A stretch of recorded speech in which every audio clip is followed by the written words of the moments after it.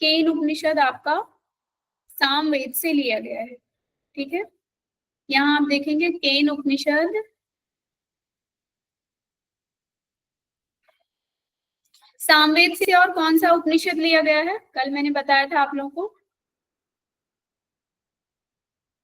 छांदोग्य उपनिषद। Last second जो उपनिषद है वह भी सामवेद से लिया गया है। तो यह सामवेदीय तलबकार ब्राह्मण के 9वें अध्याय से लिया गया है, ये पूरा आपको याद रखना होगा, ठीक है। केन उपनिषद सामवेदीय तलबकार ब्राह्मण के 9वें अध्याय से लिया गया है। अन्य नाम इसका है जैमिनी उपनिषद। ये इसके अन्य नाम के भी क्वेश्चन आते हैं कि जैमिनी उपनिषद किस उपनिषद को कहा जाता है, ब्राह्मणों उपनिषद और तलबकार उपनिषद। तो ये 3 अन्य नाम केन उपनिषद के हैं जो इन नामों से जाना जाता है। खंड इसमें 4 हैं, जैसे कि अध्याय होते हैं, अध्याय को ही यहाँ पर खंड कहा गया है। तो केन उपनिषद में 4 खंड हैं, 34 मंत्र हैं। मंत्र हालांकि नहीं पूछेगा, ठीक है, लेकिन फिर भी मैंने लिख दिया है एक जनरल आइडिया के लिए।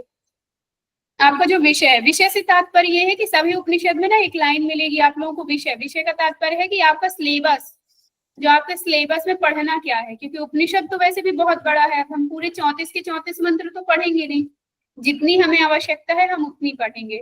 तो आप हमेशा जो भी पढ़ रहे हैं नोट उसका सिलेबस उठाकर देख लिया करिए, क्योंकि सिलेबस से ही प्रश्न आते हैं। मान लीजिए सिलेबस से आपका डायरेक्ट क्वेश्चन आ गया, सत्य की अंतर दर्भी अनुभूति जो है किस उपनिषद में है, या तो यक्ष के उपाख्यान की शिक्षा किस उपनिषद में वर्णित है, प्रश्न आया भी है, ठीक है।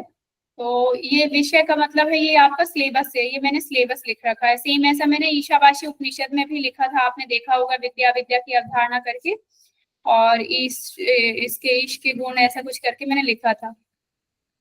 इसमें आता है के निश्चितम पतति मनः, के निश्चितम प्रेषिति प्राणा। इसका जो पहला मंत्र है, ठीक है, तो इस प्रकार शुरू होता है, के निश्चितम पतति मनः, के निश्चितम प्रेषिता प्राणा, ऐसे करके पूरा मंत्र दिया हुआ है, ठीक है। तो यहाँ पर ये पूछा गया कि के निश्चितम का तात्पर्य क्या है, तो किसके द्वारा या किसने, है ना। तो यहाँ जो केन उपनिषद आपका लिया हुआ है ये इसी कहीं ना कहीं इसी मंत्र से लिया गया है। मतलब उसका जो नाम है ना केन, केन मतलब किसके द्वारा या किसने, ठीक है। तो यहाँ पे ईश्वर की बात की गई है कि किसके द्वारा ये चीजें हो रही हैं या किसके विषय में बात हो रही है। तो यहाँ ईश्वर के विषय में बात हो रही है। जैसा कि मैंने आपको बताया था, जितने भी आपके 10 उपनिषद हैं वो पूरे ब्रह्म विद्या पर फोकस करते हैं, आत्म विद्या, ब्रह्म विद्या, ठीक है। तो ईश्वर के विषय में लिया गया है। तो यहाँ पर के निश्चितम जो आपका पहला मंत्र है उसी से उपनिषद का नाम आप देख सकते हैं, के उपनिषद पड़ा है। अब यहाँ देखेंगे द्वितीय खंड, प्रथम और द्वितीय खंड में विषय वस्तु क्या है, गुरु शिष्य संवाद प्रेरक सत्ता की विशेषताएं। मतलब आपके 4 अध्याय दिए गए हैं, तो 4 अध्याय में प्रथम और द्वितीय अध्याय में गुरु और शिष्य का जो संवाद हुआ है उसके बाद बारे में चर्चा की गई है, ठीक है। तृतीय और चतुर्थ अध्याय जो है आपका खंड देवताओं का अभिमान, उमा इंद्र संवाद और परम ब्रह्म की उपासना की गई है। तो पहले तो जैसे यहाँ पे आप देख सकते हैं कि गुरु और शिष्य का संवाद हुआ है, कि गुरु से शिष्य ने क्वेश्चन पूछा है और वही प्रश्नों के उत्तर यहाँ पर गुरु दे रहे हैं। तो उन्हीं प्रश्नों का उत्तर देते हुए यहाँ पर उन्होंने प्रेरक सत्ता को ईश्वर की बात की गई, प्रेरक सत्ता की विशेषताएं बताई गई हैं, देवताओं के अभिमान की बात बताई गई है, उमा के बारे में बताया गया है, उमा और इंद्र का जो संवाद है, परम ब्रह्म की उपासना, ठीक है।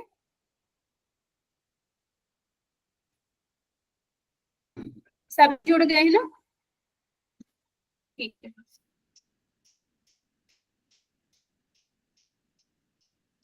यहाँ हम देख प्रथम प्रश्न, प्रथम खंड में 4 प्रश्न शिष्य ने गुरु से पूछे। कौन कौन से, जैसा कि अभी मैंने बताया आपको, के निशितम प्रेषिति प्राणा, के निशितम पतति मना, के निशितम प्रेषिति प्राणा। प्राणा मतलब आपको क्या देखना, यहाँ से एक प्रश्न बना था, मन प्राण वाणी नेत्र और कर्ण, ठीक है। तो ध्यान से देखना, किसके द्वारा प्रेरित है मन अपने विषयों में जाता है। मतलब ये जो मन है भांति भांति जगह, अलग अलग जगह विषयों में जाता है। अंतःकरण जो आपका है यहाँ वहां चला जाता है, कभी खाने में, सुनने में, कभी टीवी देखने में, कुछ अलग अलग विषयों में लिप्त होता है। तो आखिर किसके द्वारा, किसके जी कुछ कह रहे हो? हेलो जी, क्या कह रहे हैं आप? आपकी वॉइस ब्रेक हो रही थी, कुछ सुनाई नहीं दे रहा था उस टाइम। अभी ठीक ठाक है। ओके ओके ठीक है, आप बता दिया करिए, थोड़ा सा नेटवर्क डिस्टर्ब हो जाते हैं बीच बीच में। तो किसके द्वारा प्रेरित है मन, जो कि अपने विषयों में जाता है? किसके द्वारा यह श्रेष्ठ प्राण चलता है, मतलब जो प्राण का आवागमन है, जो हम श्वास प्रश्वास कर रहे हैं, वह किसके द्वारा हो रहा है? किसके द्वारा वाणी की क्रियाशीलता है, जो वाणी बोल रही है, ठीक है, तो वह किसके द्वारा क्रियाशील है? कौन देव नेत्र और कर्ण को नियुक्त करता है? उत्तर, ठीक है, मन प्राणी मन प्राण वाणी श्रोत चक्षु सब का कारणभूत कौन है? ईश्वर तत्व है। तो यहाँ आप देखेंगे, यहाँ पे प्रश्न बना था last to last, I think 2022-23 के पेपर में ऐसी कुछ था कि मन इन सब का, ईश्वर सबका कारण, केन उपनिषद के अनुसार ईश्वर तत्व किसका कारणभूत है, ठीक है। और वहां पे ऑप्शन दिया हुआ था मन प्राण वाणी श्रोत चक्षु, और कुछ और भी थे ऑप्शन में। तो वहां पे जैसे ABC करके ऑप्शन दिए हुए थे, उसे टिक करना था। तो ये प्रश्न आपका डायरेक्ट यहाँ से बनता है कि गुरु शिष्य से पूछ रहे हैं कि हमारा मन किसके द्वारा चल रहा है, प्राण किसके द्वारा चल रहा है, वाणी की क्रियाशीलता किसके द्वारा है, नेत्र कैसे देख रहे हैं, ठीक है, कर्ण कैसे देख रहे हैं, या कर्ण जो सुन रहे हैं, सॉरी, कर्ण जो सुन रहे हैं, इनमें जो देव है वह कैसे नियुक्त होते हैं। अच्छा, ये जो देव की नियुक्ति है ना, ये भी हम पढ़ेंगे जब हम ऐतरेय उपनिषद पढ़ेंगे। ऐतरेय उपनिषद में बहुत अच्छे से समझाया गया है कि ये जो मनुष्य का शरीर बन रहा है, तो कैसे एक एक चीज, कैसे एक एक जगह जो आपका शरीर के अंग है, वहां एक एक देव नियुक्त किए जाते हैं, ठीक है। तो यहाँ पे यही पूछा गया कि कैसे नेत्र और कर्ण को नियुक्त होता है, कौन देव नेत्र और कर्ण को नियुक्त करता है। तो इस प्रकार से इसका एक ही उत्तर है, ईश्वर तत्व जो है इन सब का कारणभूत है। फिर आता है ब्रह्म की महिमा। ब्रह्म की महिमा में कहा गया मन प्राण वाणी श्रोत के द्वारा ब्रह्म को नहीं देखा जा सकता। मतलब हम जो सोचते हैं ना कि हमने आंखों से भगवान को देख लिया, पूजा पाठ कर लिया, या हमने वाणी से उनके प्रति बखान कर दिया, मन से भी ईश्वर के प्रति हमने सोच लिया, या प्राण के थ्रू, जैसे हम प्राणायाम करते हैं या प्राण की जो याचना करते हैं, प्राण के थ्रू हमने ईश्वर को जान लिया है, ब्रह्म को जान लिया है, या श्रोत के द्वारा सुन लिया है। तो ये सब हमारा भ्रम है। ये ब्रह्म को, इन सब से ब्रह्म को नहीं जाना जा सकता, बल्कि मन की शक्ति, मतलब जो मन में सोचने की शक्ति होती है, मन में विषयों में जाने की जो शक्ति होती है, वाणी की शक्ति, वाणी में जो बोलने की शक्ति होती है, प्राण की चेष्टा, जो प्राण का आवागमन है, श्वास जो श्वास प्रश्वास लेते हैं, ठीक है, प्राण की जो चेष्टा है, चक्षु एवं श्रोत शक्ति, चक्षु के द्वारा देखना, श्रोत अर्थात सुनना कान से, इसे तू ही ब्रह्म जान। मतलब ये सब अपने आप नहीं हो रहा है, इसमें कहा गया कि इन सबको यह जानना है कि यही ब्रह्म है। जब आप आगे पढ़ेंगे ना, एक उपनिषद में आता है, मुझे याद नहीं आ रहा, उसमें ये कहा गया है कि अहंकार हो जाता है यदि, कि आप प्रश्न उपनिषद में आता है, हाँ, कि यदि अहंकार हो गया कि सब मैं ही कर रहा हूँ, या मैंने ब्रह्म को जान लिया, हाँ, मुझे यदि अहंकार हो गया कि मैंने ब्रह्म को जान लिया, तो मैंने ब्रह्म को कभी नहीं जाना है। और यदि मैंने यह सोच लिया है कि मैंने ब्रह्म को नहीं जाना है, तो अवश्य ही तुमने ब्रह्म को जान लिया है। तो इस प्रकार से वहां बताया गया कि ये सब जो हो रहा है, ये तुम ये मत सोचो कि मेरे द्वारा हो रहा है या मेरे शरीर के द्वारा हो रहा है, ये सब जो शक्तियां हैं आपके अंदर, यह ब्रह्म ही है, उसको ब्रह्म जानो कि ये ब्रह्म ही है। तभी हम ईशावासी उपनिषद में पढ़ते हैं ना कि सभी प्राणियों के अंदर आत्मभाव दृष्टि रखना है, मतलब सभी प्राणियों में ईश्वर को देखना है और ईश्वर में सभी प्राणियों को देखना है, ठीक है। तो आप यहाँ से भी उसको रिलेट कर सकते हैं।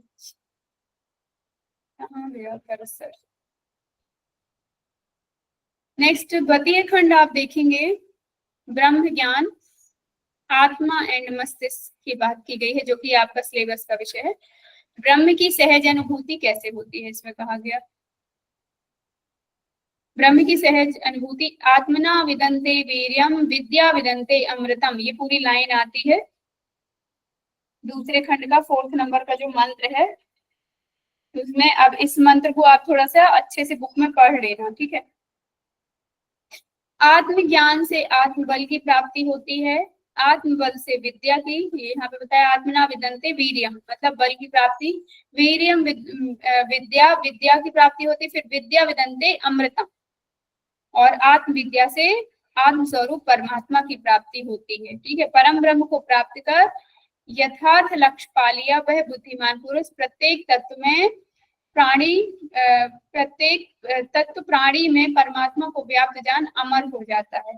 मतलब कि यहाँ यह बताया गया है, एक तो आत्मबल से बताया गया कि बुद्धिमानी, ठीक है, मतलब उसके अंदर कहीं ना कहीं ज्ञान की उसको प्राप्ति हो जाती है। ठीक है, और आपका फिर देखेंगे यहाँ पर ये बताया गया कि वह अमरता को प्राप्त हो जाता है। ठीक है, मतलब कहीं ना कहीं वह मोक्ष की प्राप्ति कर लेता है। तो आत्मना विदन्ते वीर्यम, विद्या विदन्ते अमृतम। ठीक है, यहाँ पे वीर से आपके शारीरिक बल की बात नहीं की गई है, आत्मबल की बात की गई है, और आत्म विद्या की बात की। आत्म विद्या मतलब ईश्वर को जानना, ईश्वर के ब्रह्म को जान लेना आत्म विद्या हो जाता है, या स्वयं की आत्मा का ज्ञान हो जाना भी आत्म विद्या हो जाता है। ठीक है,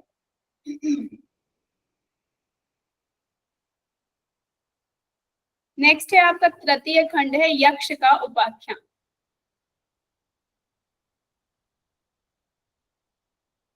इसमें आप देखेंगे यक्ष उपाख्यान होता है, यहाँ पे दो हैं, देव और असुर। देव और असुरों के बीच युद्ध होता रहता है। ठीक है, अब क्या होता है उसमें देव विजय हो जाते हैं। देव जैसे ही विजय प्राप्त करते हैं तो उनको अभिमान हो जाता है। किस बात का अभिमान होता है कि उनको लगता है कि हमने सब कुछ कर लिया, हमारी वजह से हम जीत गए हैं, उनको अंदर इतनी शक्ति है। लेकिन होता क्या है कि जो देव जो होते हैं वो युद्ध में जब जीतते हैं तो वो यक्ष के द्वारा जीतते हैं। यक्ष यहाँ पे ब्रह्म, यक्ष जो शब्द है वो ब्रह्म के लिए कहा गया है। ठीक है, यक्ष अलग से नहीं कहा गया। तो यहाँ आप देखेंगे कहा भी गया है कि अब देवताओं और जो असुर हैं उनमें जब युद्ध होता है अभिमान आ जाता है तो देव बहुत ना सेलिब्रेट करने लगते नहीं, जैसे कुछ लोग सेलिब्रेट करने लगते हैं। आप देखेंगे कि अरे हमने सब कर लिया, और अहंकार आ गया, सबसे यही बताते फिरते हैं कि हमने, देखो हमने जीत लिया और हमारे अंदर इतनी शक्ति आ गई, घमंड आ जाता है उनको। तब उनके अभिमान को तोड़ने के लिए ब्रह्म ने यक्ष रूप में जन्म लिया, या यक्ष रूप में प्रकट हुए। ठीक है, प्रकट होते हैं तो जब यहाँ पे सामने प्रकट होते हैं तो होता क्या है कि वो बहुत ना एक सूक्ष्म प्रकाश की तरह प्रकट होते हैं, और एक पहले तो सूक्ष्म प्रकाश की तरह आते हैं लेकिन एक साधारण यक्ष के रूप में वो दिखाई देते हैं। अच्छा, जब इनका सेलिब्रेशन चल रहा था, मान लीजिए जैसे आप समझ सकते हैं कि एक पार्टी ऑर्गेनाइज हुई है, उसमें सारे देव हैं, है ना, और यहाँ पर यक्ष आए हुए हैं, तो कोई एक पुरुष बाहर खड़े हुए हैं, तो यहाँ सभी देव जो थे खड़े हुए थे या अपना सेलिब्रेट कर रहे थे, उनको अभिमान हो गया था। तभी यक्ष उनसे मिलने के लिए आए। अच्छा, वो बाहर ही खड़े थे, तो क्या कहते हैं, इंद्रदेव जो होते हैं, इंद्रदेव सबसे पहले अग्निदेव को कहते हैं कि आप जाइए और जाकर पता करिए। तो बोलते हैं हे जात वेदा, आप जाएं और जाकर देख कर आए, पता लगा कर आए कि आखिर वह महापुरुष या वह है कौन, इस बारे में आप पता लगा कर आइए। जात वेदा जाते हैं, जात वेदा उनसे उनका परिचय पूछते हैं कि आप कौन हैं। वो अपना परिचय बताने से पहले वो कहते हैं कि आप कौन हैं। तो अग्निदेव अपने घमंड में, जो कि अपने अभिमान में रहते हैं, कहते हैं मैं जात वेदा हूँ और मैं चाहूं तो इसी क्षण संसार में जो भी वस्तुएं हैं एक तिनका भी नहीं बचेगा, सबको मैं जलाकर राख कर सकता हूँ। मेरे अंदर इतनी शक्ति है, मेरे अंदर इतना तेज है। तो यक्ष कहते हैं, यक्ष हाथ सामने करके और एक टुकड़ा, एक तिनका जो होता है, तिनके को अपने हाथ में प्रकट करते हैं और कहते हैं कि इस तिनके को आप जलाकर बताएं। अग्निदेव बहुत ताकत लगा देते हैं, पूरी कोशिश करते हैं, अपनी अग्नि की जितनी भी क्षमता होती है, जितना भी तेज होता है, पूरा प्रकट करते हैं, लेकिन वे तिनके को हिला भी नहीं पाते हैं, और वह तिनका जैसा का तैसा वह रखा रहता है हाथ में। जब ये अग्निदेव देखते हैं तो वे भागते हुए इंद्रदेव के पास जाते हैं और वह सारी व्यथा कह देते हैं, और तभी इंद्रदेव को और क्रोध आ जाता है। वह फिर वायु को भेजते हैं, कहते हैं कि आप जाइए, आखिर देख कर आइए, आखिर है कौन ये महापुरुष। वो फिर वायुदेव वापस जाते हैं, है ना। तो पहले कौन गए, पहले अग्निदेव, ये क्रम पूछा जाता है इसमें। पहले अग्निदेव गए यक्ष के पास, फिर अब दूसरी बार कौन गए, वायुदेव गए। वायुदेव गए यक्ष के पास। अब गए तो वो भी जाकर के खड़े हुए, वो यक्ष से अपना परिचय पूछे तो यक्ष ने तो कुछ नहीं कहा, वो बोलते पहले आप अपना परिचय बताइए। वायुदेव कहते हैं मैं मातृश्वा हूँ, मैं चाहूं तो इतना तूफान इतने सृष्टि में या इतनी तहलका मचा सकता हूँ या आसपास की चीजें इतना बिगाड़ सकता हूँ, कुछ भी एक तिनका भी नहीं बचेगा। मैं अपनी मेरे अंदर इतनी शक्ति है कि मैं सब कुछ उड़ा सकता हूँ, ठीक है, वायु में अपने समा सकता हूँ। तो फिर से क्या किया यक्ष ने, यक्ष जो देव थे उन्होंने क्या किया, फिर एक तिनका लिया और अपने हाथ में रख दिया। कहते हैं आप में यदि इतनी ही शक्ति है तो आप इसे उड़ाकर बताइए। वायुदेव अपनी पूरी ताकत लगा देते हैं, जितनी उनमें शक्ति थी पूरी शक्ति वहां पर लगा देते हैं, लेकिन वह तिनका टस से मस नहीं होता, वह तिनका जहां था जैसा रखा था वैसा ही रखा रहता है। वायुदेव देख करके उनका घमंड फिर चूर चूर हो जाता है यहाँ, और वह भागते हुए इंद्रदेव के पास जाते हैं और इंद्रदेव से फिर अपनी व्यथा बताते हैं कि ऐसा वैसा हुआ। इंद्रदेव सोचते हैं आखिर ऐसा हुआ क्या जो ये सब आ जाते हैं, ये सब जो फेल होकर के यहाँ पर आगे, उनके इंद्रिय शक्तियों का उन पर असर नहीं हुआ है, जबकि अभी तो हम युद्ध जीत कर आए हैं असुरों से। तो आप देखेंगे अंत में यहाँ पर अग्निदेव गए, वायुदेव गए, अंत में इंद्रदेव जाते हैं। इंद्रदेव को यहाँ पे मघवन भी कहा गया है, अन्य नाम जो इनका है, ठीक है। इंद्रदेव जब जाते हैं, मान लीजिए ये यहाँ यक्ष खड़े थे, जैसे ही जाते हैं यक्ष तुरंत गायब हो जाते हैं, मतलब वो अपने सूक्ष्म रूप से धारण करके और वह तुरंत अंतर ध्यान हो जाते हैं, एक प्रकार से कहा जाए तो। जब अंतर ध्यान होते हैं तब उस समय इंद्रदेव उनको देख लेते हैं अंतर ध्यान होते हुए, मतलब जैसे अन्य जो अग्नि और वायु थे उन्होंने उन्हें मनुष्य रूप में देखा था, यक्ष के रूप में देखा था, लेकिन जो इंद्र है उनको अंतर ध्यान होते हुए देख लेते हैं, ठीक है। तो इसीलिए उनको सर्वश्रेष्ठ देव भी कहा गया है कि उन्होंने ईश्वर को या ब्रह्म का साक्षात निकट से उनका दर्शन किया था इंद्रदेव ने। कि जैसे ईश्वर जब प्रकट हुए थे तब तो किसी ने देखा, लेकिन जब वो जा रहे थे, ब्रह्म जब अंतर ध्यान हो रहे थे, तो अंतर ध्यान होते हुए इंद्र ने देख लिया। तो जब देख लिया तो एक प्रकार से देखा जाए तो ब्रह्म का उनको दर्शन हो जाता है, इसीलिए उनको देवों में सबसे श्रेष्ठ कहा गया। जब इंद्र जाते हैं तो वो तो अंतर ध्यान हो जाते हैं, तो देखते देखते वहां उनको दिखती हैं हेमवती उमा देवी। हेमवती उमा देवी से जो इंद्र थे वो सब बताते हैं कि ऐसा वैसा हुआ। तब हेमवती जो उमा देवी थी, है ना, उमा देवी मतलब पार्वती जी की बात कर रही है, हेमपुत्री, ठीक है। तो यहाँ जब उमा देवी थी तो उन्होंने बताया कि यक्ष के बारे में सारी चीजें बताते हैं। पहले तो इंद्र ने बताया कि ऐसा ऐसा हुआ और ये चीजें हुई, तो आखिर वो थे कौन, और मैंने उनको इस रूप में देखा, ऐसे जाते हुए देखा। तब हेमवती उमा देवी ने बताया कि वह यक्ष हैं, यह तीन देवता वह यक्ष हैं, ठीक है। वो यक्ष के बारे में बता देते हैं और यह कहते हैं कि वही ब्रह्म है, यहाँ आधा सेंटेंस लिखा, वही यक्ष है और वही ब्रह्म है, ठीक है। जब उनको इंद्र को यह ज्ञान हो जाता है अब यहाँ पर कि वो कौन है, ब्रह्म है। और यहाँ आगे यही बताया गया है कि तीनों देवता उनका निकट से दर्शन करते हैं, इसीलिए श्रेष्ठ हैं, जबकि इंद्र जो हैं उनसे भी सर्वश्रेष्ठ है, क्योंकि उन्होंने अंतर ध्यान होते हुए उन्होंने ब्रह्म के रूप में देखा। बाकी जो दो देवता थे उन्होंने यक्ष रूप में देखा, लेकिन जो इंद्र देव थे उन्होंने कैसे देखा, अंतर ध्यान होते हुए, जो बिंदु स्वरूप था, जो उनका प्रकाश था, उस प्रकाश रूप में उन्होंने देखा है। तो इसीलिए इंद्र को सर्वश्रेष्ठ कहा गया है यहाँ पर। अब यहाँ पर प्रश्न की बात आए कि कैसे प्रश्न आते हैं, तो पहला प्रश्न तो यही आता है कि जैसे ब्रह्म के रूप में यक्ष प्रकट हुए थे, ठीक है, तो ये आता है कि यक्ष के रूप में कौन प्रकट हुए थे। तो एक तो पहला क्वेश्चन यहाँ से आता है। दूसरा प्रश्न आता है कि जब यक्ष प्रकट हुए तो सबसे पहले कौन से देव उनसे मिलने के लिए गए, तो अग्निदेव, दूसरे देव वायुदेव, और यह भी कहा जाता है कि सबसे सर्वश्रेष्ठ देव उनमें से कौन थे, तो इंद्रदेव थे। दूसरा, इनका अन्य नाम भी पूछा जाता है कि अग्नि या जातवेदा किसका नाम है, या वायु मातरेश्वा किसका नाम है, ठीक है। तो इनके नाम भी आप याद कर लेना, इनका सीक्वेंस भी याद क्या करना, ये तो समझ में आ गया होगा क्योंकि स्टोरी फॉर्म में मैंने बताया है। फिर नेक्स्ट क्वेश्चन जो यहाँ से बनता है कि इंद्र को किसने ज्ञान दिया था या इंद्र को यक्ष के बारे में किसने बताया था। तो यहाँ पर हेमवती उमा देवी ने इंद्र को यक्ष के बारे में अवगत कराया था।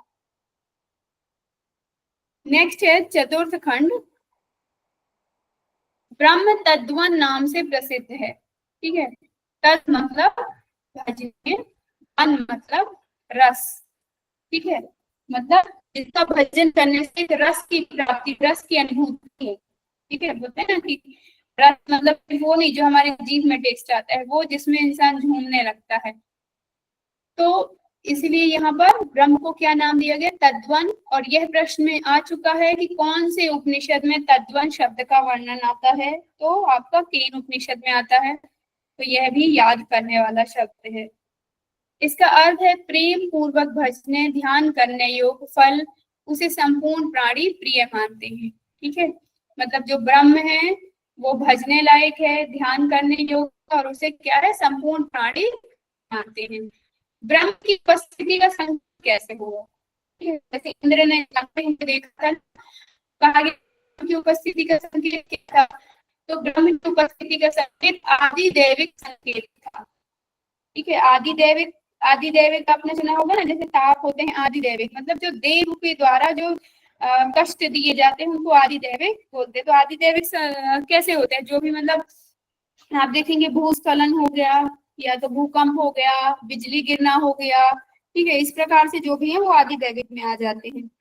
तो यहाँ आप देखेंगे कि नेत्रों का झमकना और बिजली चमकने जैसा। ठीक है, मतलब एक पल के लिए नेत्र जैसे हम झपकाते हैं और तुरंत आंख खोलते हैं और सामने से वस्तु गायब हो जाती है, वैसे ही यहाँ पर बताया गया कि जैसे बिजली चमकी और पलक झपकी ही है कि वो बिजली दिखाई ही नहीं दी, इस प्रकार से उनका ईश्वर का संकेत था। तो बिजली चमकने जैसा और नेत्र झपकने जैसा, कि मतलब जैसे हम नेत्र झपकाया हमने और एक सेकंड के लिए बिजली चमक गई और तुरंत शांत हो गई, वैसे ही इंद्र ने उन्हें देख लिया था जब वो अंतर ध्यान हो रहे थे। ब्रह्म विद्या के अनुभव के 3 साधन, मतलब ब्रह्म विद्या का अनुभव कैसे किया जाए। ठीक है, साधन या 3 आधार, 3 नींव या 3 प्रतिष्ठा क्या कौन कौन है, ये किसी भी नाम से पूछा जा सकता है कि ब्रह्म विद्या के 3 आधार कौन कौन से हैं, ब्रह्म विद्या की 3 नींव कौन कौन सी हैं, ब्रह्म विद्या की 3 प्रतिष्ठा कौन कौन सी हैं, ब्रह्म विद्या के 3 साधन कौन कौन से हैं। कौन कौन से हैं, तप, दम और कर्म। यहाँ आप देखेंगे पहला है तप। तप क्या कहलाता है ये बताया गया है, स्वधर्म पालन, कष्ट सहन करना, अशुद्धि का नाश, ऐसा केन उपनिषद में बताया गया है। ठीक है, दम क्या है, मन और इंद्रियों का दमन करना, नियंत्रण करना, और कर्म जो है निष्काम कर्म करना। तो ये कुछ याद करने वाली बातें नहीं है, सिर्फ ये 3 आपको पता होने चाहिए, तप, धर्म, दम और कर्म। बाकी तप का आपको पता ही है, जैसे आपने उसमें भी पढ़ा होगा योग सूत्र में। दम का पता है कि इंद्रियों का दमन ही दम होता है। कर्म निष्काम कर्म की ही हमेशा बात होती है जब भी ब्रह्म विद्या की बात होती है, चाहे आप गीता उठा लीजिए, चाहे योग सूत्र उठा लीजिए, चाहे उपनिषद उठा लीजिए, हमेशा निष्काम कर्म की ही बात की जाती है। तो यहाँ आपका ये केन उपनिषद कंप्लीट होता है। अभी आप लोगों के पास 2 से 3 मिनट का समय है, इसमें कुछ पूछना हो, कुछ डाउट हो तो पूछ सकते। मैम हम थोड़ा लेट से जुड़े थे क्योंकि मेरा फोन पता नहीं क्यों डिस्टर्ब हो रहा है धीरे धीरे। तो कितने देर पहले से आप पढ़ाई थी और क्या मतलब किस टॉपिक पर था, कौन सा उपनिषद के टॉपिक आपका पर कुछ था? भी मुझे समझ नहीं आ रहा है, आप थोड़ा तेज बोलिए ना। हम ये बोल रहे हैं मैम कि हम 15 मिनट लेट से जुड़े थे क्योंकि मेरा फोन हैंग कर रहा था। तो आप किस उपनिषद पर पढ़ा रही थी ये थोड़ा बता रहे थे। ये मैंने केन उपनिषद पढ़ा है और इसकी रिकॉर्डिंग आपको ना यूट्यूब पे मिल जाएगी। एक और मैम थोड़ा सा ना पहला और दूसरा अध्याय का जो स्लाइड है थोड़ा दिखा दीजिए, हम उसको बस रिकॉर्ड कर लें या ये कर मेहर लें। जी, अभी जितना आपने देखा है, सुनिए, अभी जो आपने यहाँ पढ़ा है पहले उससे रिलेटेड किसी का कोई क्वेश्चन हो तो वो पूछ लें, फिर आगे का मैं दिखा दूंगी आपको 1-2 स्लाइड जो। द्वितीय जो खंड था, द्वितीय खंड था जो ब्रह्म ज्ञान, आत्मज्ञान एवं मस्तिष्क की बात कही गई है उसमें। और ब्रह्म की जो है सहज अनुभूति कही गई है। तो इसमें थोड़ा सा एक बार थोड़ा समझा दीजिए, कुछ समझ में नहीं आ रहा क्या कहा गया, क्या हुआ है यहाँ पे।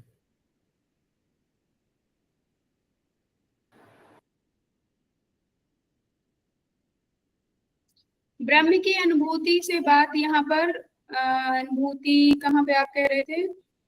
सेकंड स्लाइड, ये वाला। हाँ हाँ हाँ।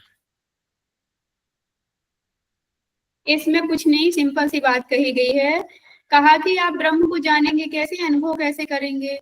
या ब्रह्म को जानने का नहीं, एक देखा जाए तो एक प्रोसेस क्या है, प्रोसेस जो लिखी जाती है कि हम आत्मज्ञान की प्राप्ति कैसे की जाए, यदि क्वेश्चन आए तो। या तो इस प्रकार से कि ब्रह्म की अनुभूति कैसे, अनुभूति का मतलब ही ये है कि आत्मज्ञान की प्राप्ति, ठीक है।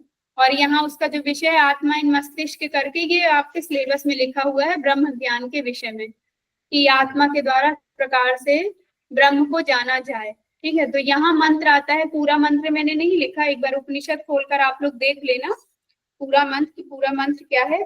तो इसमें यही बताया कि आत्मा में बल आता है, ठीक है। बल के द्वारा जब आत्म विद्या आ जाती है, ठीक है, पहले तो आत्मा में बल आएगा, फिर बल के द्वारा विद्या आ जाएगी, फिर विद्या के द्वारा तब जाकर के अमृत की प्राप्ति होती है।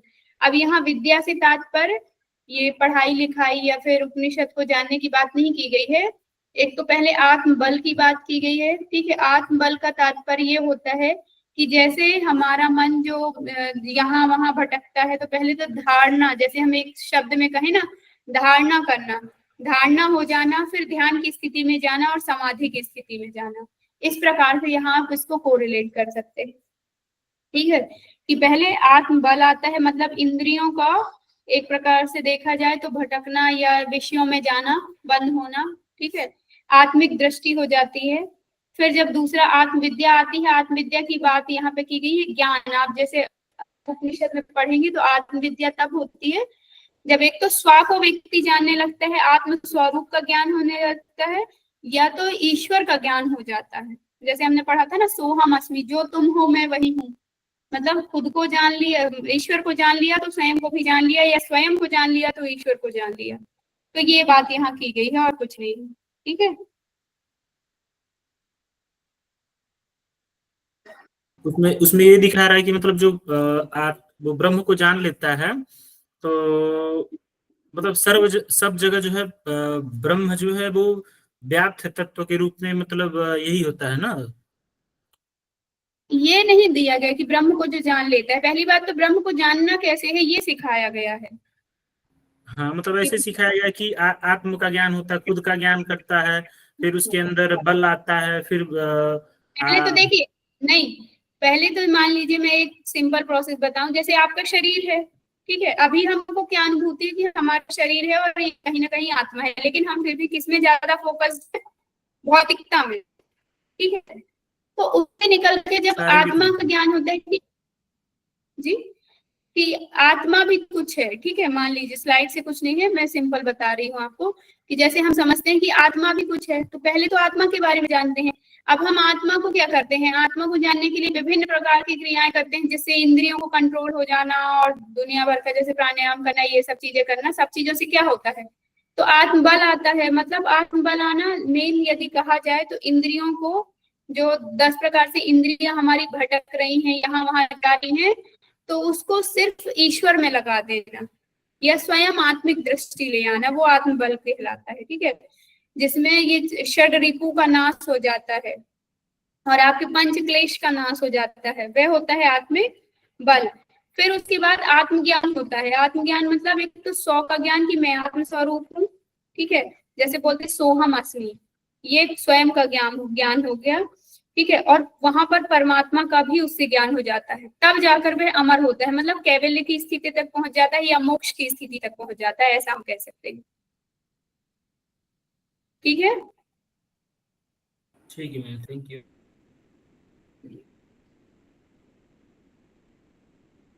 केनोपनिषद तो हो गया ना,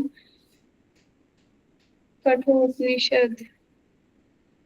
अब हम स्टार्ट करेंगे कठोपनिषद, ठीक है।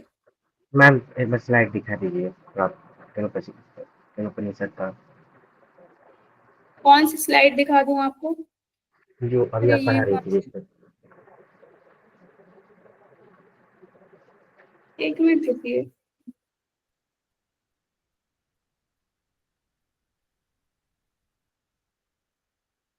कठोपनिषद दिख रहा है आप लोगों को कहीं?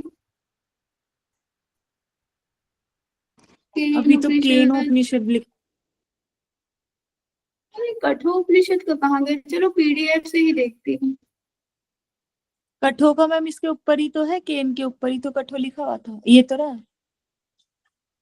ये पीडीएफ है, मैं पीपीटी देख उसके रही ऊपर थी। भी लिखा हुआ था जो आपने देखा था। पीडीएफ ओपन नहीं हो रहा है। चलो रिकॉर्डिंग कंटिन्यू इसी में रहने दो ना। Yes ma'am. ठीक है, ये केन उपनिषद की स्लाइड देख लीजिए मिहिर जी। ये स्लाइड है 1 2 3 4 5 6। ठीक है, अब इसके बाद हम स्टार्ट करेंगे कठोपनिषद। हाँ करिए मैम, आप करिए। अरे ये स्क्रीन कैसे बड़ी होगी?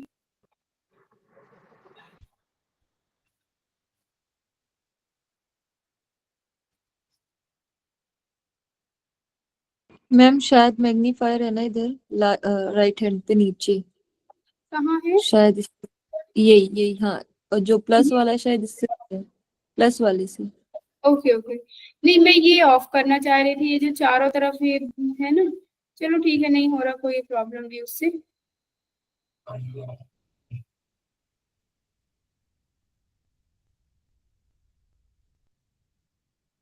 वो हम आ भी गए शायद लेफ्ट में एरो है आपका ब्लू कलर का, शायद उससे हो जाए। लेफ्ट में। ये साइड का है ना? लेफ्ट अपर साइड लेफ्ट में अच्छा एरो लेफ्ट दिख। में। ओके ओके ओके, हाँ ये पेन है और हाइलाइट्स, चलो ठीक है। ठीक है कोई नहीं। अरे ये क्या हो रहा है?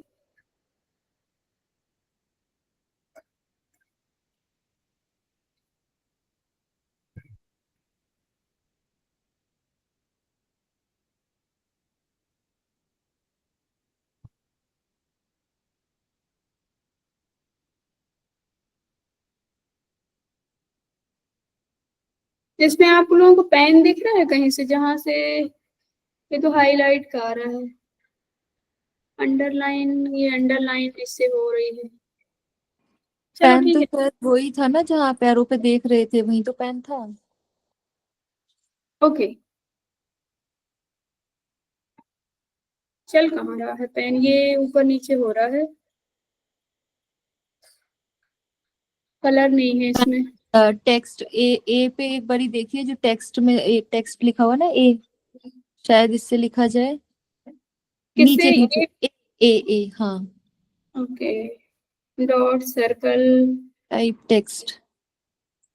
ये तो टाइप होगा, टेक्स्ट टाइप होगा यहाँ। अच्छा हाँ। चलो ठीक है, पेन से ही हम उसके काम नीचे, चलाते उसके हैं। नीचे क्या है मैम? ए के नीचे क्या है वो देखिए। क्या बताइए क्या है? सिग्नेचर ऐड करना है। अच्छा, चलो खैर छोड़ो, हम आगे बढ़ते हैं कैसे भी करके। इसमें जाते हैं तो अंडरलाइन से, ठीक है? एक आल आल टूल्स है उसमें, यही है क्या पूरा? हाँ उसमें यही सब है, उसमें नहीं है हाईलाइट करने का ना। नहीं है, तभी मैं पीपीटी सोच रही थी, पीपीटी है नहीं, मिल नहीं रही। चलो, तो अब हम देखेंगे कठोपनिषद। कठोपनिषद कृष्ण यजुर्वेद से लिया गया है, जैसा कि मैंने आपको बताया था। ठीक है, ये आपका कृष्ण यजुर्वेद। विषय आपका जो सिलेबस में बताया गया है क्या है? कहा योग की परिभाषा बताना है इसमें। दूसरा आत्मा का रहस्य, स्वरूप और आत्म अनुभूति का रहस्य बताना है। ठीक है, तो हम 3 चीजें सिर्फ इस उपनिषद में पढ़ेंगे। उपनिषद बड़ा है लेकिन हमको सिर्फ 3 चीजों पर फोकस करना है। कौन कौन सी? योग की परिभाषा क्या दी हुई है इसमें, और यहाँ से कई बार प्रश्न आया है। आत्मा का रहस्य या स्वरूप कैसा है, कि मतलब आत्मा दिखने में कैसी है या आत्मा को कैसे जान सकते हैं, ये सब चीजें कैसी दिखती है, ठीक है, उसका रहस्य क्या है। तीसरा है आत्म अनुभूति का रहस्य, कि मतलब ब्रह्म को जो जान लेता है या स्व को जान लेता है, आत्म स्वरूप को जानने लगता है, उसका रहस्य क्या है। यहाँ आप देखेंगे 2 अध्याय हैं। कठोपनिषद में कितने थे, कितने अध्याय थे कठोपनिषद में? 6। चार थे ना मैम। तो पढ़ा रहे हैं आप। ठीक है, नहीं उसमें खंड थे, ठीक है, 4 खंड दिए हुए थे उसमें। यहाँ आप देखेंगे प्रत्येक अध्याय में 3-3 वल्ली है, मतलब जो रहते हैं ना, मान लीजिए 2 अध्याय हैं, 2 अध्याय के अंदर चैप्टर्स और उसके सब चैप्टर जो होते हैं, तो 3-3 वल्ली। तो यहाँ ये जरूर याद रखना, जो कठोपनिषद में है उसमें टोटल 6 वल्लियां हैं, टोटल दोनों अध्याय की 6 वल्लियां। एक अध्याय में 3 वल्ली है और दूसरे अध्याय में भी 3 वल्ली है। कृष्ण यजुर्वेद की कठ शाखा के अंतर्गत आता है, काठ शाखा के अंतर्गत आता है, इसीलिए इस उपनिषद का नाम कठोपनिषद है, ठीक है। और दूसरा इसका एक और कारण है, कठ नाम के तपस्वी के द्वारा यह ज्ञान दिया गया था। जो कठ नाम के तपस्वी थे उनके द्वारा यह ज्ञान दिया गया है, इसीलिए भी इसका नाम कठोपनिषद है। इसमें जो संवाद मिलता है वासरवा, उद्दालक और नचिकेता का संवाद मिलता है और यम के बीच। तो यहाँ पे हम 3 व्यक्ति पे फोकस करेंगे, कौन कौन से, वाजश्रवा, नचिकेता और यम, ठीक है, कि इन तीनों के बीच में क्या बातचीतें हुई हैं, इनको देखना है। होता क्या है इस उपनिषद में, जो शुरुआत होती है उपनिषद की, जो आपके नाम है इनका, उद्दालक के बेटे, ठीक है, नचिकेता पे मेन फोकस किया गया है। तो यहाँ आप देखेंगे जो उद्दालक थे, इनके जो पिता थे वाजश्रवस, इनके पिता एक यज्ञ कराते हैं। यज्ञ में सभी ब्राह्मण को निमंत्रण करते हैं, ठीक है, निमंत्रण देते हैं और वह आमंत्रण में आते हैं, खाते हैं, पीते हैं, फिर लास्ट में कहते हैं ना कुछ ब्राह्मण को दिया जाता है, दान दिया जाता है, दक्षिणा दी जाती है जाते समय। तो दक्षिणा में ये क्या करते हैं कि इनके पास जितनी पुरानी गौएं होती हैं, जिनका दूध दुह लिया गया था, जो कि जर्जर अवस्था में थी, शरीर से एकदम ऐसी हो गई थी कि अंतिम स्थिति जो हो जाती है ना गाय की, तो ऐसी गायें जो थी वो ब्राह्मणों को वो दान दे रहे थे। तो जब उनके बेटे थे जो नचिकेता, उनके बेटे नचिकेता जब यह सब देखते हैं, तो वो बहुत धार्मिक प्रवृत्ति के थे। नचिकेता थे तो छोटे, लेकिन वे बहुत धार्मिक प्रवृत्ति के थे। ईश्वर में उनका बहुत क्या बोलना चाहिए, बहुत ज्यादा विश्वास था। तप, पूजा पाठ, ये सब चीजें वो करते थे। तो जब उन्होंने पिता को यह सब करते देखा, तो उनके मन में आया कि मेरे पिता ने इतना बड़ा यज्ञ किया है, यदि ये सब करेंगे, ऐसी गौएं को दान दे देंगे ब्राह्मणों को, तो उनको तो यज्ञ का फल ही नहीं मिलेगा, कहीं ना कहीं पे फलहीन हो जाएगा यज्ञ। जो उन्होंने इतना पुण्य कमाया है वह पुण्य ही नहीं रहेगा। तो वो क्या करते हैं, जब उनके पिता दान देते होते हैं तो अपने पिता के पास जाते हैं और कहते हैं, पिताजी आप क्या कर रहे हैं? तो उन्होंने कहा कि मैं गौओं का दान कर रहा हूँ। आप तो बोले आप किसका दान कर रहे हैं? फिर से बोले मैं गौओं का दान कर रहा हूँ। बोले आप किसका दान कर रहे हैं? फिर बोले तो मैं बोले गौओं का दान कर रहा हूँ। बोले आप किसका दान करेंगे? बोले गौओं का। तो वो क्या कहते हैं कि आप मुझे किसे दान देंगे? मतलब उनका ये कहने का मतलब रहता है कि यदि आप बूढ़ी गौओं को आप ब्राह्मणों को दे रहे हैं, तो यदि मेरा दान किसी को करना होगा तो आप मुझे किसे दान करेंगे? तो वो 1-2 बार तो इग्नोर कर देते हैं, फिर वो बार बार पूछते रहते हैं। तो उनके पिता गुस्से में आते हैं और कह देते हैं मैं तुमको यम को दान में देता हूँ। और नचिकेता यह सोचते हैं, जैसे कि आप देखेंगे रामायण में जब वनवास मिलता है श्री राम को, तो श्री राम यह सोचकर चलते हैं कि इसमें जरूर किसी न किसी का हित ही होगा, तभी मुझे वनवास मिला है। तब वो ऐसे ही नचिकेता क्या करते हैं, मतलब पिताजी के शब्द से, यह वाणी से यह शब्द निकले हैं, तो जरूर इसमें कुछ भला ही होगा, तभी इन्होंने दान दिया है मुझे यम को। तो वो क्या कहते हैं, पिताजी को बोलते हैं कि बहुत अच्छा हुआ ठीक है, मैं यम को आपने मुझे दान दे दिया। अब पिताजी को तुरंत अपने शब्दों पर कहना चाहिए, उनको एक प्रकार से आभास होता है कि मैंने ये क्या बोल दिया, है ना। मन ही मन में जैसे ही वो सोचते हैं तो वो सोचते हैं कि क्या बोल दिया, लेकिन तब तक बहुत देर हो चुकी थी। जैसा कि मैंने बताया, नचिकेता जो थे बहुत ज्यादा एक किस्म के कहा जाए तो समर्पित थे, है ना। अब ये पता तो नहीं मैम क्या। ये जो स्टोरी कहीं भी सुनने को मिलती है तो यहीं से उठा के मतलब सुनाई जाती है ना मुख्यतः। जी, बिल्कुल, कहीं भी नहीं सुनने मिलती है, यहीं से सुनाई जाती है। अरे ये क्या हो गया, सब में अंडरलाइन। चलो, तो यहाँ आप देखेंगे यम के द्वारा दिए गए 3 वर। अब होता क्या है, वर तो फिर भी बाद में दिए जाते हैं, ठीक है। नचिकेता यम के पास चले जाते हैं। जब वो यम के पास जाते हैं मृत्यु लोक में, तो वहां देखते हैं यम होते ही नहीं, यम कहीं चले गए होते हैं, ठीक है। तो वह 3 दिन और रात यम का उनके दरवाजे के पास बैठ करके उनका इंतजार करते रहते हैं, बिना अन्न और जल के। उनकी जो पत्नी होती है, उन्होंने उनसे पूछा, नचिकेता से अन्न और जल ग्रहण करने की याचना भी की, लेकिन वे कहते हैं कि मैं बिना अन्न जल ग्रहण किए यहाँ बैठूंगा, जब तक यम नहीं आ जाएंगे, उनसे बिना मिले हुए मैं नहीं जाऊंगा। वैसे जिद करते हैं और वहां पे वह बैठे रहते हैं। जब वहां वह 3 दिन के बाद यम आते हैं, ये देखिए, नचिकेता द्वारा 3 रात्रि तक अन्न जल त्याग करके वहां वह बैठे रहते हैं। जब तीसरे दिन या चौथे दिन जब यम आते हैं और नचिकेता को देखते हैं और उनसे पूछते हैं, तो सारी जो कहानी रहती है उनकी जो पत्नी होती हैं वो बताती हैं। नचिकेता के द्वारा जब उनको पता चलता है तो वो यम जो होते हैं नचिकेता से बहुत ज्यादा प्रसन्न हो जाते हैं। जब प्रसन्न हो जाते हैं तो कहते हैं कि बालक, तुम कोई 3 वर मांग लो, मैं तुमसे बहुत ज्यादा प्रसन्न हूँ। तो पहला वर जो था, यहाँ आप देखेंगे, प्रथम वर्ग।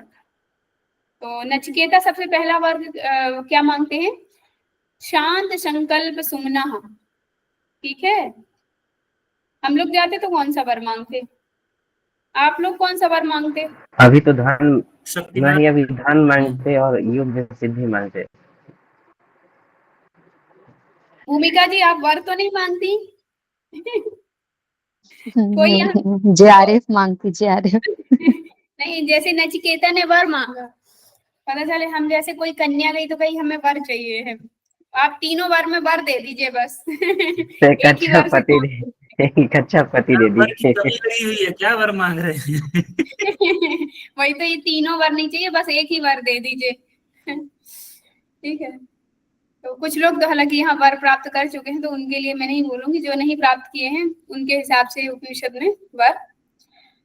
तो पहला जो वर है, शांत संकल्प सुमना, मतलब जो पिता का मन है जो क्रोधित हो चुका है, जब मैं वापस जाऊं पिता के पास तो वह मेरे से पूर्ववत व्यवहार करें, उनका मन शांत हो।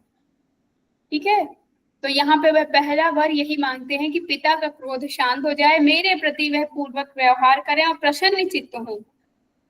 ये ध्यान से पढ़ना, इससे बहुत क्वेश्चन बनते हैं।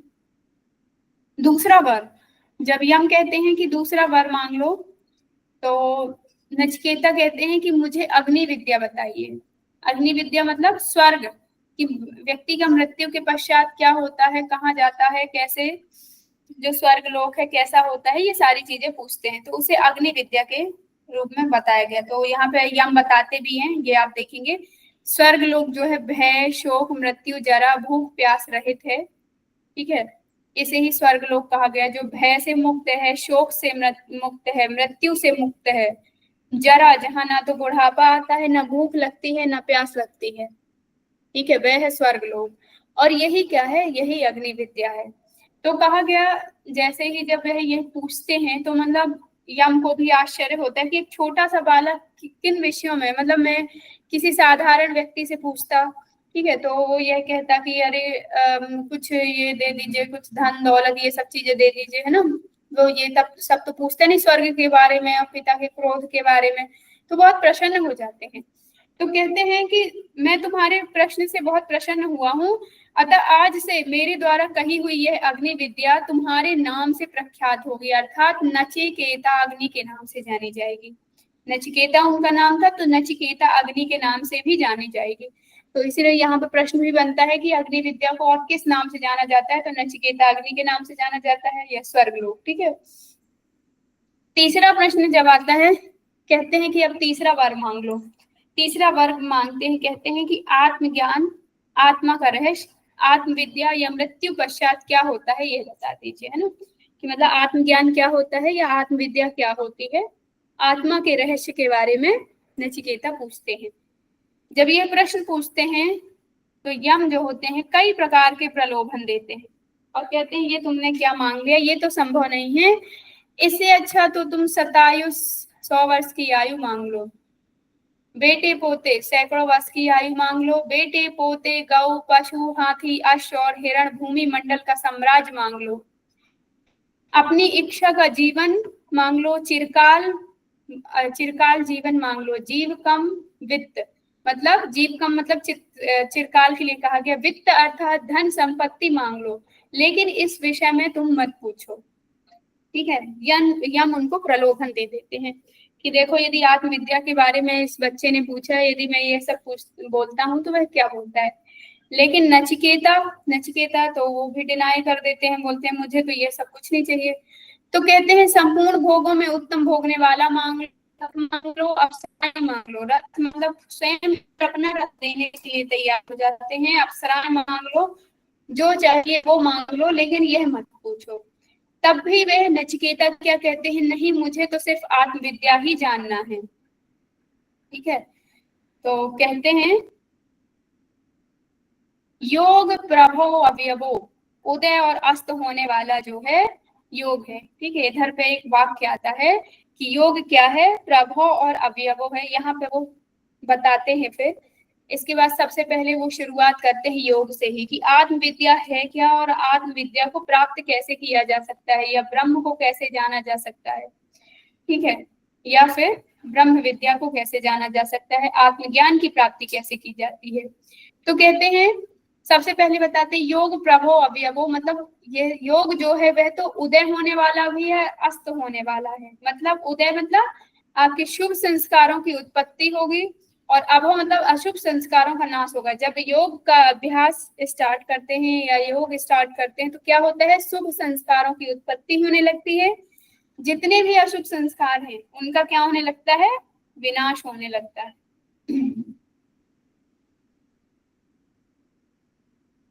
हमारे यहाँ मेहर जी होते तो बोलते बस रथ दे दो, बाकी तो मैं कर लेता, बाकी चीजें, है ना। कुछ लोग कहेंगे हमको हिरण दे दो, गौ पशु दे दो। 100 वर्ष की आयु कौन कौन मांग लेता। आयु नहीं चाहिए मैम, बोझ लग रहा नहीं है। चाहिए मैम हम तो मांगते जो पति दिए हैं उनका गुस्सा शांत कर दो।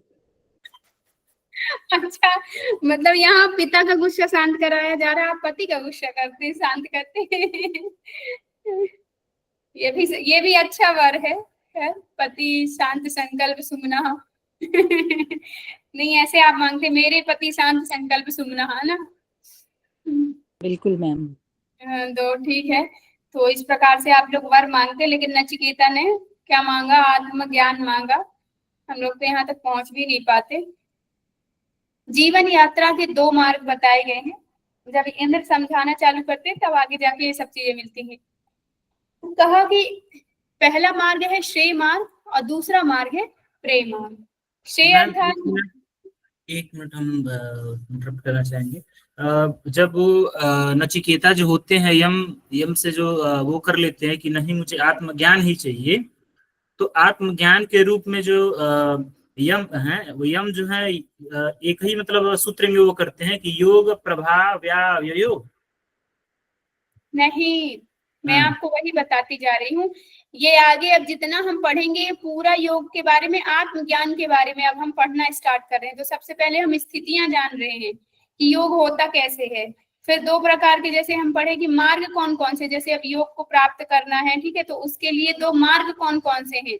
तो पहला मार्ग है श्रेय मार्ग, या तो आप श्रेय की तरफ चले जाइए। वो नहीं कह रहे, मतलब ये जो बीच में आया अभी तक, तो मान लीजिए कि स्टोरी मेरी बात सुनिए, एक मिनट, लास्ट में क्वेश्चन पूछना, मैं आपका प्रश्न समझ गई, अब आप ध्यान से सुनिए। जो आप बोल रहे हैं कि वहां पे सिर्फ उतना मंत्र में कहा, तो इंद्र ने मंत्र में उतना नहीं कहा, आत्मविद्या की बात की गई है। आत्मविद्या कोई एक लाइन में कहने वाली बात नहीं है, ठीक है, उन्होंने पूरा एकदम डिस्क्राइब किया, ठीक है। जैसे हमारे आप लोगों ने यदि ध्यान नहीं दिया हो, तो जैसे आपने तो संस्कृत में ग्रहण किया है ज्ञान, तो आप समझे होंगे कि जब एक शब्द के बारे में पूछो तो गुरु लोग बहुत सारी बातें बता देते हैं कि ये ऐसे होता है, ऐसे होता है, तब जाके अंत में हमको उत्तर पता चलता है, अच्छा ये था। वैसे ही यहाँ पर बात की गई है। तो पहले योग के बारे में बताया कि जब योग स्टार्ट करते हैं तो क्या होता है, दो स्थिति बनती है, एक तो संस्कार उत्पन्न हो जाते हैं, ठीक है, जो बुरे संस्कार है वो खत्म हो जाते हैं, अच्छे संस्कार उत्पन्न होने लगते हैं। फिर कहा गया कि जीवन यात्रा के दो मार्ग हैं, अब आपको चलना किसमें है, पहला है श्रेय मार्ग, दूसरा है प्रेय मार्ग। श्रेय मार्ग में कहा मोक्ष मार्ग, अपवर्ग, कल्याण करने वाला। श्रेय का बात की गई, श्रेय मार्ग होता क्या है, तो एक अपवर्ग मार्ग कल्याण करने वाला, नित्य विद्या आध्यात्मिक धीर मनुष्य श्रेय मार्ग को अपनाते हैं। मतलब जो मोक्ष का मार्ग है, जो कल्याण करने वाला मार्ग है, मतलब जो आत्म विद्या का मार्ग है, एक प्रकार से देखा जाए तो वह क्या है, श्रेय मार्ग है। ये श्रेय मार्ग आत्म विद्या का मार्ग है।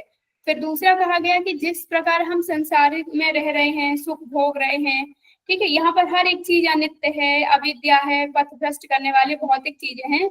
मंद बुद्धि वाले, मतलब हम लोगों को यहाँ पर मंद बुद्धि कहा गया है, ठीक है, सभी को यहाँ मंद बुद्धि कहा गया है, ध्यान से सुनिएगा। मंद बुद्धि वाले योग क्षेम में पढ़ करके, योग क्षेम मतलब भगवत गीता पढ़ ली आप लोगों ने? हाँ, योगक्षेमम महामयम भगवान कहते हैं, सर्वधर्मान परित्यज्य मामेकम शरणम। ये नहीं बताना, एक शब्द में उत्तर दिया करिए, योग क्षेम का मतलब क्या है? मतलब मैं तुम्हें योग का मार्ग और योग प्रदान करता हूँ, सर यही होता है क्या सबसे फूल है, मैं योग प्रदान करता हूँ, सर ऐसा ही भगवान श्री कृष्ण का।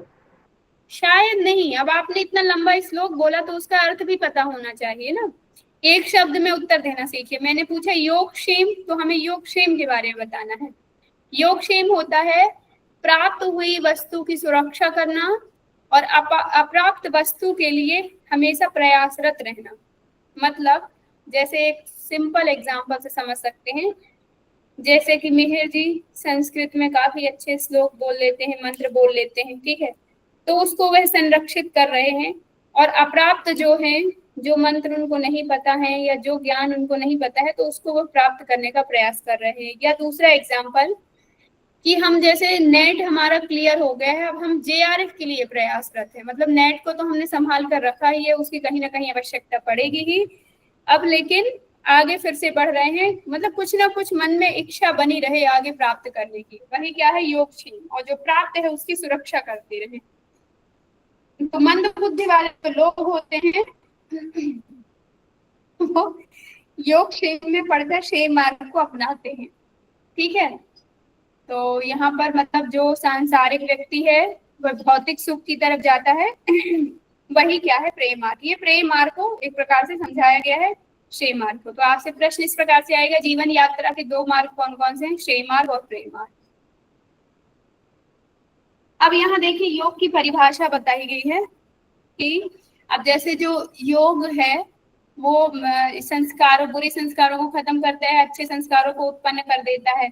उसमें चलने के लिए दो मार्ग है, या तो क्षेम मार्ग के द्वारा चलो या प्रेम मार्ग के द्वारा चलो, आप कैसे चलना चाहते हैं ना, दो मार्ग बता दिए गए। तो कहा अब योग क्या है, तो योग की परिभाषा बताई गई है। ये दूसरे जो आपका दूसरा अध्याय है उसकी तीसरी वल्ली का 10वां मंत्र जो है, वहां पर योग की परिभाषा है स्थिरम इंद्रियम धारणम, इंद्रियों की स्थिर धारणा का नाम ही योग है। यदा पंचतवतिष्ठन्ते ज्ञानानि मनसा से बुद्धिश्च वितिचेष्टे तमाहुम अपराम गति। ठीक है, यहाँ पे कहा गया पहले तो एक ये है कि स्थिर इंद्रियम धारणा, इंद्रियों की स्थिर धारणा का नाम ही योग है। दूसरी क्या कही गई कि आपकी जो 5 इंद्रियां हैं, ज्ञानानि मनसा से बुद्धिश्च विचितेष्टे तामाहु परमाम गति, 5 इंद्रियां भली भांति जब स्थिर हो जाती हैं, बुद्धि भी किसी प्रकार की चेष्टा नहीं करती, बुद्धि किसी प्रकार की चेष्टा नहीं करती, उस स्थिति को परम गति कहते हैं। मतलब ज्ञानेंद्रियां सहित मन और बुद्धि जब एक हो जाते हैं तब उसे योग कहा जाता है। ठीक है, अब यहाँ से एक बार प्रश्न आ चुका है कि कठोपनिषद में योग की क्या परिभाषा दी हुई है। जैसे यहाँ स्थिर इंद्रियम धारणम, ठीक है, अन्य परिभाषा जैसे योग चित्त वृत्ति निरोधा, इस प्रकार से दे दिया। और भी अन्य जो मंत्र के वो जो परिभाषाएं दी हैं अन्य अन्य ग्रंथ में, तो यहाँ पर दे दी जाती हैं और ऑप्शन में पूछा जाता है। पहला तो संस्कृत में ही पूछ लिया गया, दूसरा एक बार हिंदी में भी आ चुका है, इंद्रियों की स्थिर धारणा का नाम ही योग है, यह किस उपनिषद से लिया गया है। तीसरा यहाँ पे यह भी पूछा गया है कि 5 जो ज्ञानेंद्रियां हैं मन और बुद्धि जब एक हो जाते हैं तब योग की स्थिति आ जाती है। चौथा जो प्रश्न यहाँ से बनता है वो पूरा उठा करके पूछ लिया जाता है। तो इस प्रकार कई बार प्रश्न बना है। ठीक है, तो इसमें किसी को कुछ डाउट तो नहीं है क्योंकि ये इम्पोर्टेंट है। जी, कोई कुछ पूछना चाहता है? हाँ मैम, मैम जो अभी था उसी का उत्तर दे दीजिए, आप समझ गई थी प्रश्न। हाँ क्या कह रहे हैं?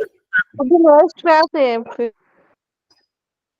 अच्छा, 5 मिनट की है क्लास, रुक जाइए। ठीक है, उसके बाद नेक्स्ट क्लास है, लास्ट में क्वेश्चन पूछ लेना। आत्मा का स्वरूप, ठीक है, आत्मा का स्वरूप यहाँ पर बताया गया है। अब ये मैम, योग के बारे में बताया। स्लाइड नहीं दिख रहा है तो 2-3 मिनट से स्लाइड दिख रही है, आप मुझे लॉग दिख आउट रहा है। करके लॉग इन कर लीजिए। मैम दिख रही है स्लाइड। अच्छा, बाकी सबको दिख रही है ना? आपके हाँ, शायद मैम, दिख नेटवर्क रही है। इशू होगा, एक बार रिज्वाइन कर लीजिए आप। तो इसमें कहा गया आत्मा का स्वरूप अजो नित्य शाश्वतो पुराणम अन्य हान्मन्ते शरीरे। ठीक है, आत्मा के बारे में बताया गया, यही आप पढ़ेंगे, गीता में भी बताया गया है यदि आप ध्यान से पढ़ेंगे, है ना, कि जो आत्मा है अज है, नित्य है, शाश्वत है, और ना तो यह खुद का हनन करती है, ठीक है, खुद का हनन भी नहीं कर सकती, ना किसी और का हनन करेगी। ठीक है, मतलब ना तो खुद को मार सकती है, ठीक है, आत्मा ना तो मरती है ना मार सकती है। तो इस प्रकार से आत्मा के बारे में बताया गया कि यह बहुत प्राचीन है, शाश्वत है। तो यहाँ आप देखेंगे आत्मा नित्य है, शाश्वत है, अजन्मा है, क्षय वृद्धि रहित, न जन्म लेती है न मृत्यु होती है। परमात्मा हृदय रूपी गुफा में अणु से भी सूक्ष्म, अति सूक्ष्म परमात्मा। अब ये देखिए यहाँ पे बताया गया हृदय रूपी गुफा में, मतलब आत्मा का स्थान क्या बताया गया, हृदय रूपी गुफा में अणु से भी सूक्ष्म और महान से महान विराजमान है। वासना रहित, शोक रहित परमात्मा, इसकी महिमा को परमात्मा की कृपा से देख पाते। मतलब कहा गया कि जो आपकी आत्मा है, आत्मा ना तो मरती है न जन्म लेती है, ठीक है, ये बहुत शाश्वत है, पुरानी है या पौराणिक है, और कहा गया ये हृदय में इसका निवास है। अब लेकिन आत्मा को जाना कैसे जा सकता है, तो बोलते हैं ना तो आप तप से, ज्ञान से, बुद्धि से, ये दिया भी हुआ नीचे, न प्रवचन से, न बुद्धि से, न शास्त्र श्रवण से आत्मा को नहीं जाना जा सकता, बल्कि किससे जाना जा सकता है, आत्मा को परमात्मा की कृपा से ही जा सकता है। ठीक है, न तत्र सूर्यो भाति न चंद्र तारकम नेमा विद्युतो भाति कुतो अस्मिन् तमे भांतमानुभाति सर्वस्य तमो भाषा सर्वमिदं विभाति। अब देखिए ये श्लोक जो आता है कठोपनिषद में भी आता है, श्वेता श्वेतर उपनिषद में भी आता है, और मुंडक उपनिषद में भी आता है। ठीक है, इसको बस यहाँ देख लीजिए, यहाँ पर इसका इतना इम्पोर्टेंस नहीं है, लेकिन इस मंत्र को उठा करके पूछा जाता है कि ये किस किस उपनिषद में वर्णित है। इसको मुंडक उपनिषद में इससे प्रश्न बने हुए हैं, तो जब हम मुंडक उपनिषद पढ़ेंगे तो इसको अच्छे से पढ़ लेंगे। अभी जो मेन इसमें जो चीजें इम्पोर्टेंट है वो देख लेते हैं। तो यहाँ पर प्रश्न बनता है कि जो नित्य शास्त्र पुराणों जो है ये वाक्य किस उपनिषद में है। और दूसरा प्रश्न यहाँ से बनता है कि परम ब्रह्म को कैसे जाना जा सकता है, ठीक है, या आत्मा के स्वरूप को, आत्मा को कैसे जाना जा सकता है।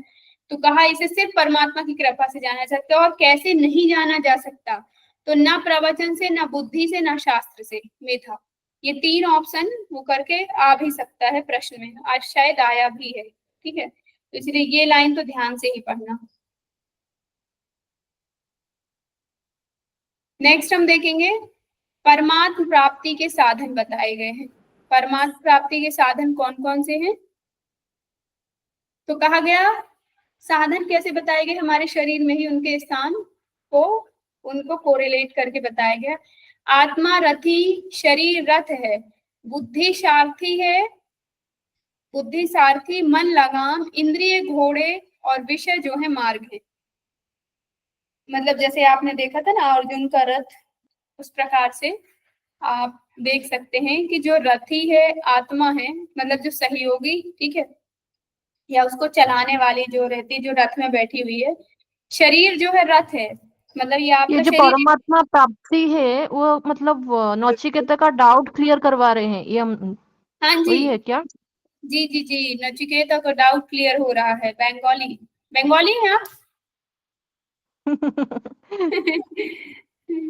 वो आपने जो नचिकेता में नौचिकेता लगाया उसी से मुझे समझ आया।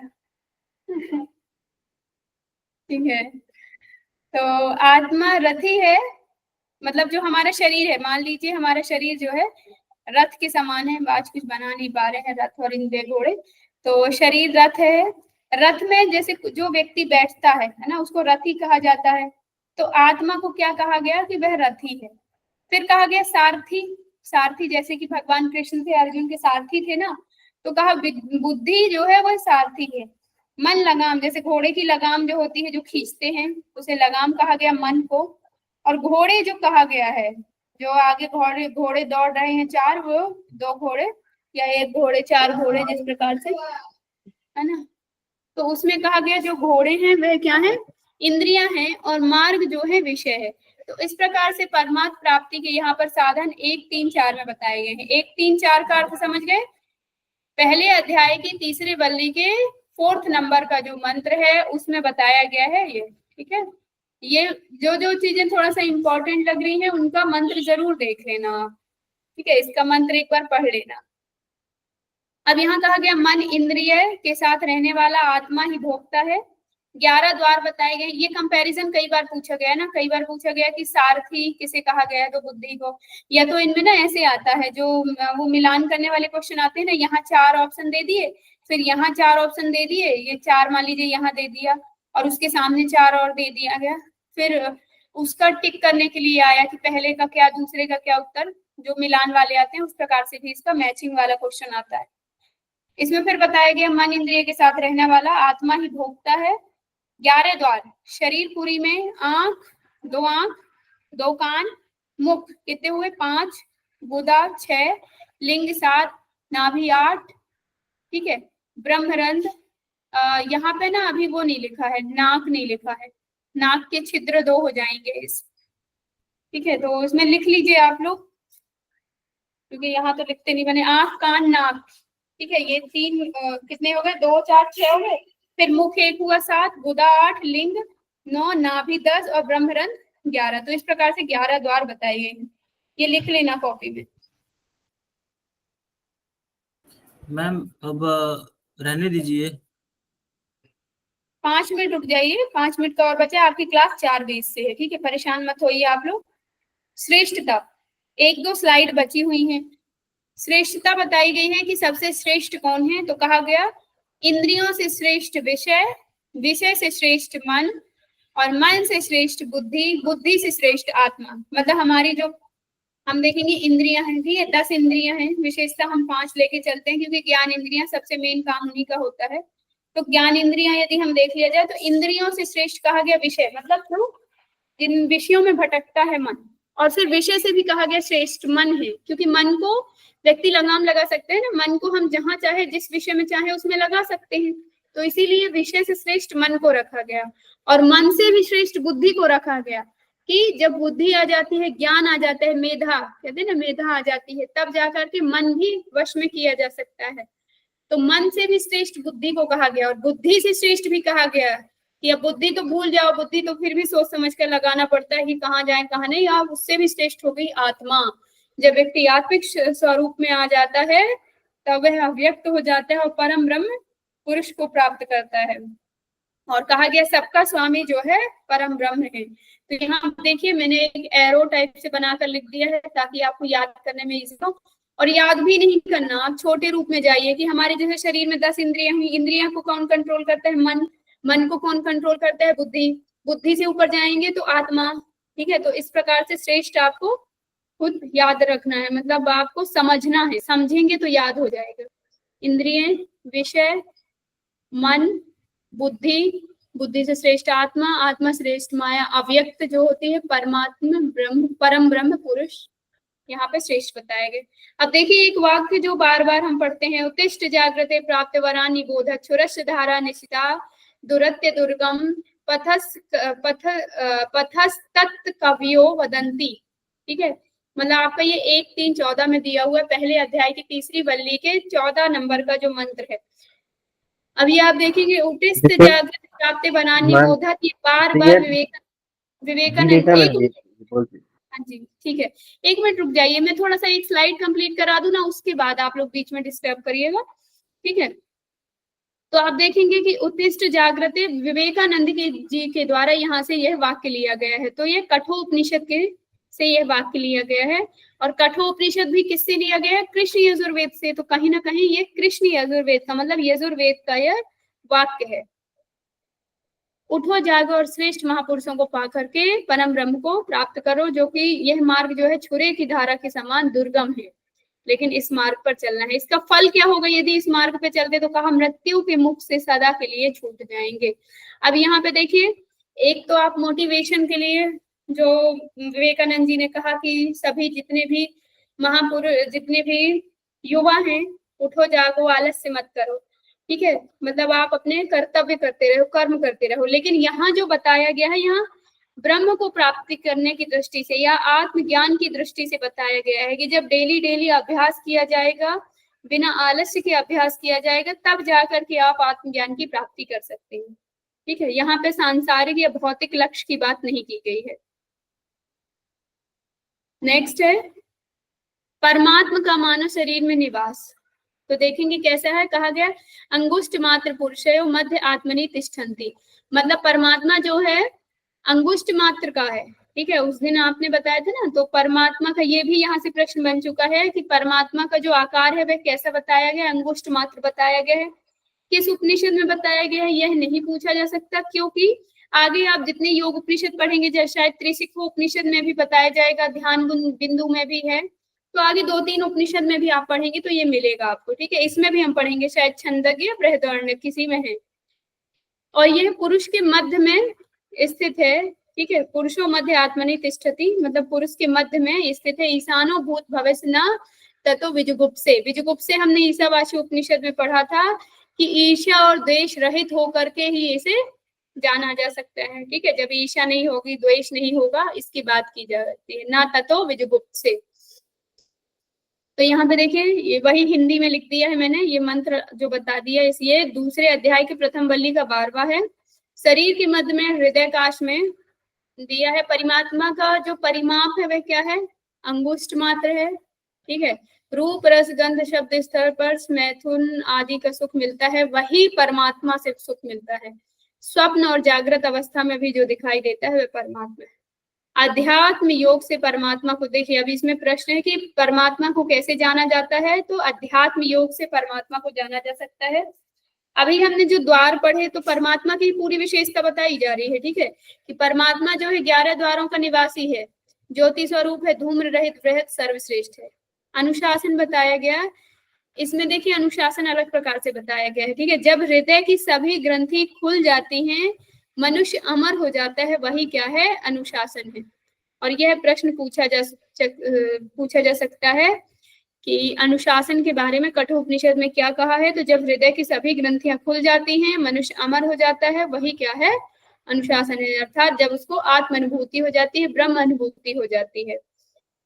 आपने वो पढ़ा होगा ना, ग्रंथि ब्रह्मा, विष्णु और रुद्र, ये 3 प्रकार की ग्रंथियां आपने पढ़ा होगा, या फिर पढ़ेंगे, उपनिषद में पढ़ेंगे अभी, योग उपनिषद में।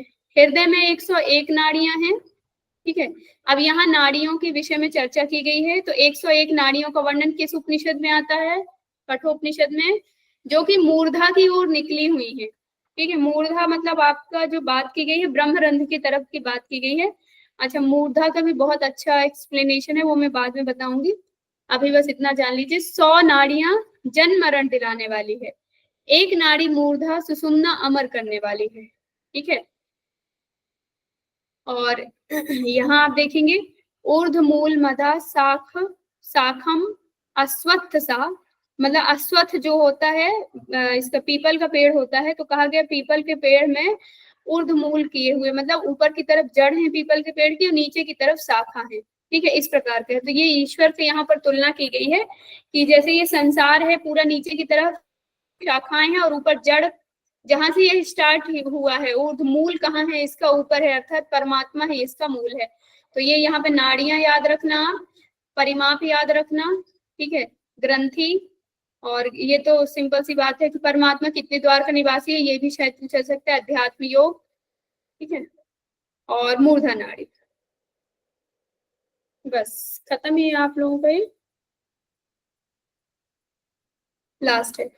ओम का स्वरूप बताया गया है इसमें, अक्षर ब्रह्म अर्थात प्रणव ओम की उपासना से वह साधक ब्रह्मलोक में पहुंच जाता है, परमात्म प्राप्ति होती है। सभी वेद जिस परम पद का बार बार प्रतिपादन करते हैं, देखते हैं ना हम, जैसे कोई मंत्र का उच्चारण कर रहे हैं वेद में या उपनिषद में, कोई भी मंत्र हम उच्चारित करते हैं तो सबसे पहले उसमें ओम लगाया जाता है। हम यदि कोई यज्ञ तप कुछ भी करता है व्यक्ति तो ओम से ही स्टार्टिंग करता है। संपूर्ण तप, ये यहाँ पर तप है, संपूर्ण तप जिस पद के लिए किया जाता है वह ओम है। जैसे आप देखेंगे कि पतंजलि योग सूत्र में कहा गया कि ईश्वर का वाचक जो है वह प्रणव है और प्रणव को ही ओम कहा गया, तो इसीलिए यहाँ पे देखिए लिखा भी है संपूर्ण तप जिस पद के लिए करते हैं वो पद क्या है, ओम ही है। अक्षर ब्रह्म ही ओम है, ये यहाँ पर अक्षर ब्रह्म कहा गया है, इसको जरूर याद रखना कि अक्षर ब्रह्म ही ओम है, जिसके लिए सभी साधक ब्रह्मचर्य का पालन करते हैं। परम ब्रह्म अक्षर जानने से जो चाहो वह मिलता है, श्रेष्ठ आलंबन है, इस आलंबन को जानने से ब्रह्मलोक में महिमा महान्वित हो जाती है, ठीक है। तो यहाँ पर ओमकार के बारे में सिर्फ यही बताया गया कि ओम जो है अक्षर ब्रह्म भी है और अक्षर ब्रह्म के लिए सभी तप करते हैं। और यहाँ प्रणव भी बोला गया कि प्रणव की उपासना की जाती है, सभी जितने भी तप कर रहे हैं सिर्फ ओम के लिए किए जा रहे हैं, अर्थात ईश्वर की प्राप्ति के लिए किए जा रहे हैं। अब इसमें कोई डाउट हो तो पूछ लें, समय से पहले 1 मिनट पहले आपका उपनिषद मैम डाउट तो कई थे सर, वाचन करते चली गई हैं। क्या अरे वाचन करते चली गई हैं कुछ देर के बाद। क्या कह रहे हैं, समझ नहीं आ रहा है। अब आवाज आ रही है? हाँ जी आ रही है, बताइए ये बताइए कह रहे बताइए, हैं आ रही वाचन है। करते चली गई।